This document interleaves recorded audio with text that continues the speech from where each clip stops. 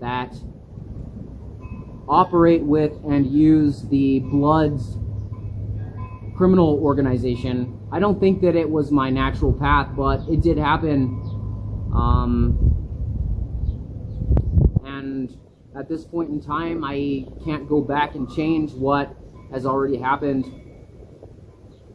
I have tried not to make any error, but I'm only human.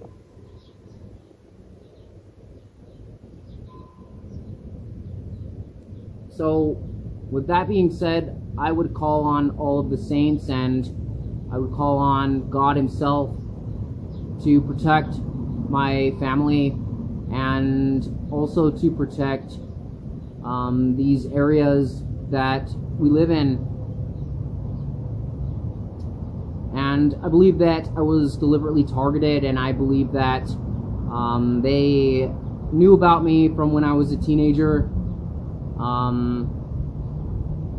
because I had posted online several different things as a teenager when I was with my girlfriend, and they knew about these things. This other organization that is in with them knew about that. Also, I'm a witness to a lot of different treacherous and malicious things. So I believe that's what also made me a target.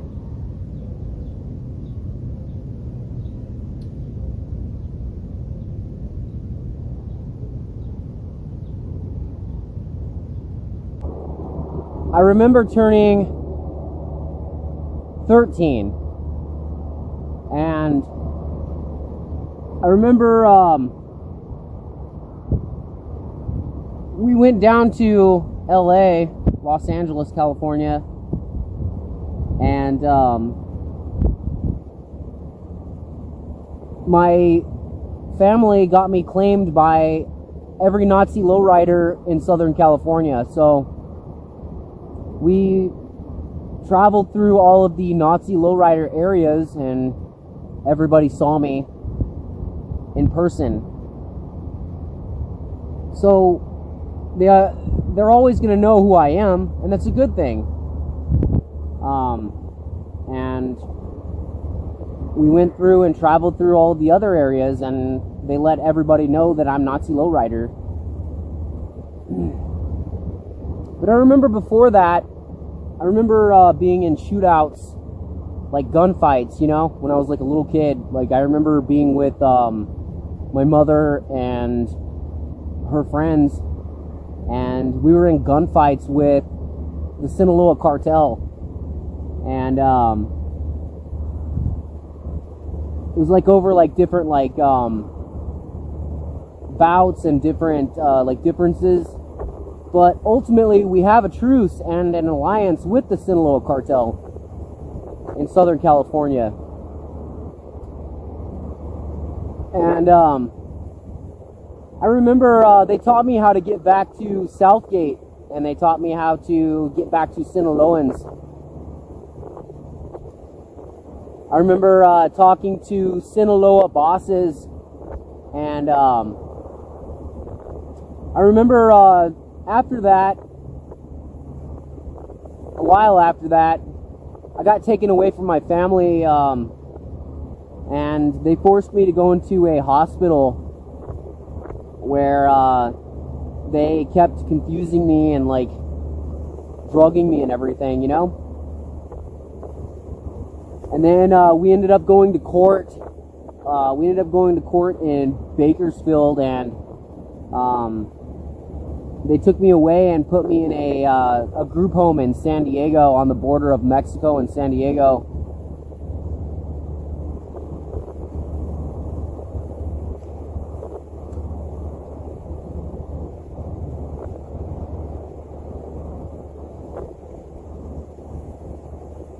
And then we ran away. I remember running away and coming back here somehow. And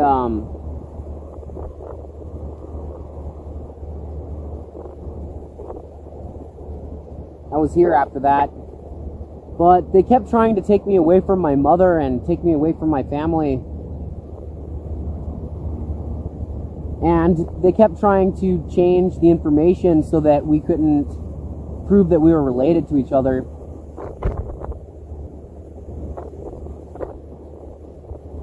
Before that, I remember going to Mexico several times, and I remember being in shootouts with Mexicans in Mexico, gunfights, you know? And I remember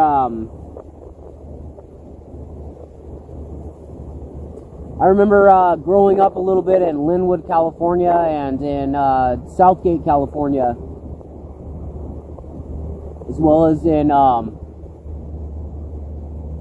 remember travels down to Long Beach, California.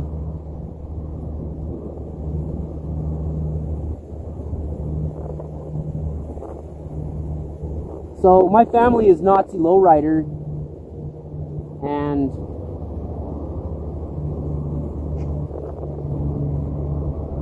that's what it is. That's what we are, you know? It's not like it's a secret or anything. It doesn't have to be a secret or be concealed or be, like, hidden, you know? Because every place in California, in Southern California, is gentrified. All of the gang areas are gentrified.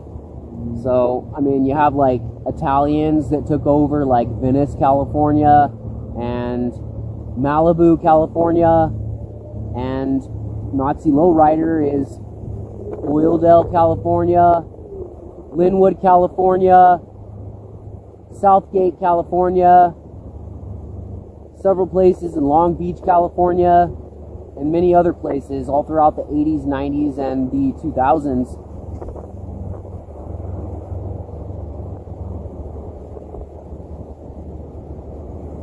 Orange County.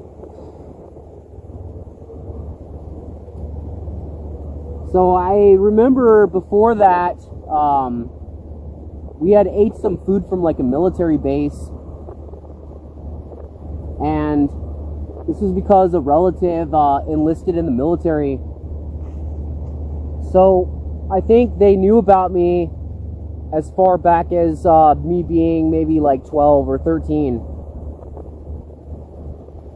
And I believe that they started like a military operation or some type of like an investigation into the Nazilowriders, because they watch, the military and the government watches the development of gangs and criminal organizations. So I think that they pre-planned doing this, and they found someone that looked like me in the military later on or something, and because we know that this person's like at least 4 years older than me. And I'll explain that later, but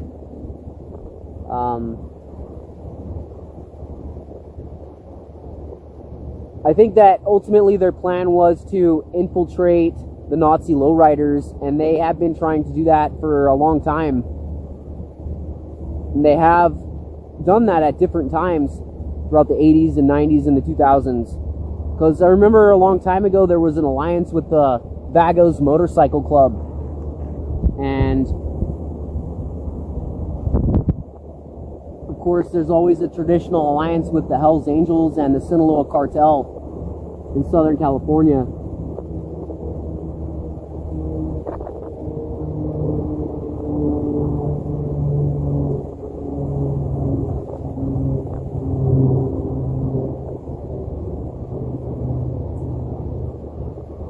So I know this person was going around like pretending to be me, and maybe even got an identity card in my name. I think there were multiple different people that were doing it. Some that look like me and some who do not look like me. But I hope that everybody in the Nazilowriders and the Sinaloa and Hells Angels see this video, because it'll help to clear my name.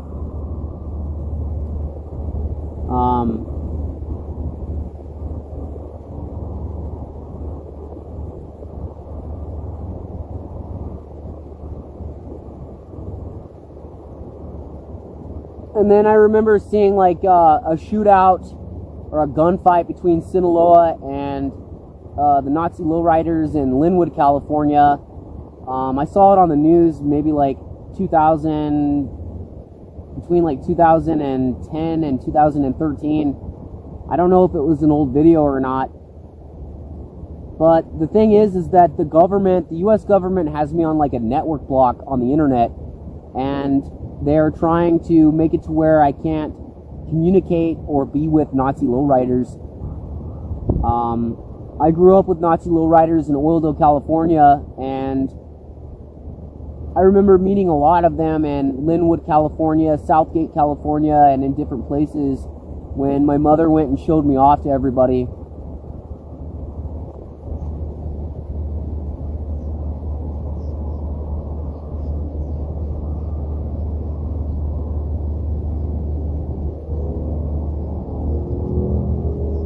So that's one thing that you'd have to worry about, is people from the government or cops that look like members of the Nazi lowriders, or look like members of the Sinaloa, or look like members of Hell's Angels or different groups. And what they would do is they would go and get an identity card in the name of the person in the same place where they were born or where they live. And they would use this information to go around and pretend to be this person to get information, more information. But it's also possible that enemy groups, if they know about you, and if they have someone that looks like you,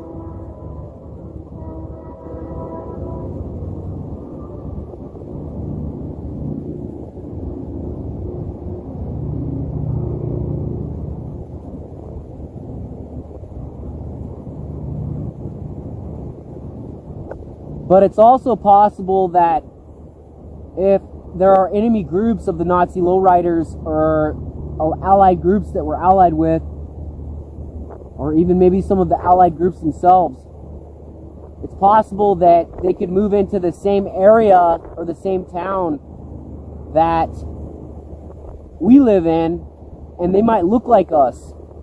They might look like us a little bit, and then they might get plastic surgery to look even more like us. And then all they have to do is get our birth certificate, social security card, and different information, and go to the DMV and get an ID or a driver's license in our names, and have the identity card sent out to a different address that they live at.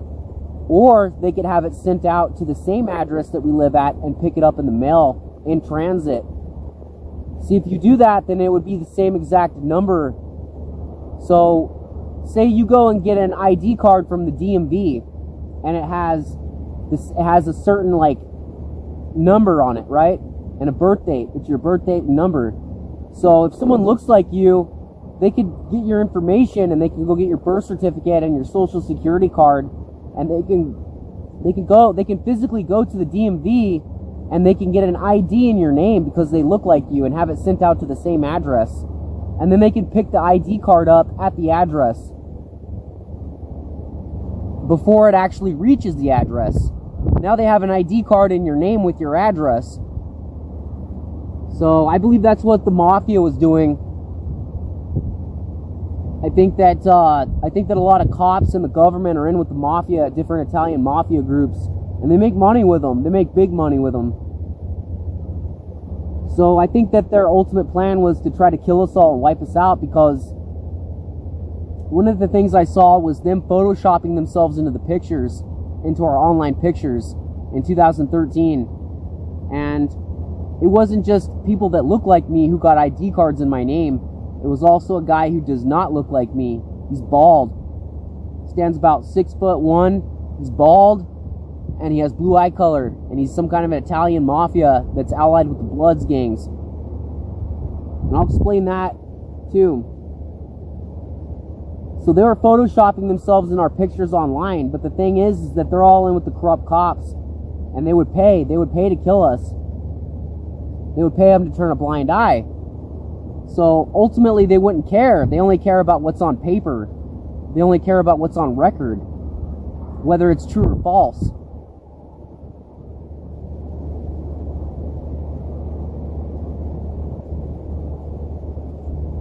So if someone did something like that,